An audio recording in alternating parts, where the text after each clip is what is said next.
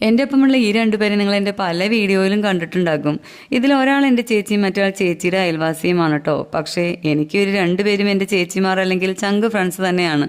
യാത്രകളിലെല്ലാം മിക്കവാറും ഞങ്ങൾ മൂന്നാളും ഉണ്ടാകും. അതല്ലെങ്കിൽ 3 പേരിൽ ഒരാളെ കണ്ടില്ലെങ്കിൽ ഇപ്പോൾ നാട്ടുകാർ വരെ ഇങ്ങോട്ട് ചോദിച്ചു തുടങ്ങി ഒരാൾ എവിടെ പോയി എന്ന്. ഞങ്ങളുടെ യാത്രകളെല്ലാം പെട്ടെന്നുള്ള തീരുമാനങ്ങളായിരിക്കും മിക്കവാറും. ഇന്ന് ഞങ്ങളൊരു കല്യാണത്തിന് ആറങ്ങോട്ടുകാരേക്ക് പോയതാണ്. കല്യാണം കൂടി എന്നാൽ പിന്നെ അവിടെ അടുത്തുള്ള ഏതെങ്കിലും മനോഹരമായ സ്ഥലം കാണാൻ പോയാലോ? നേരെ മൂവർ സംഘം അങ്ങോട്ട്.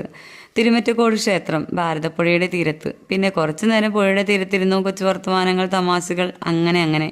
കൂട്ടത്തിൽ കുറച്ച് ഫോട്ടോയും എടുത്തില്ലെങ്കിൽ പിന്നെ എന്ത് യാത്ര? ഓർമ്മകൾക്ക് എന്നും ഫോട്ടോകൾ നല്ലതല്ലേ? തിരിച്ച് 2 സ്കൂട്ടികളിലായി മൂവർ സംഘം.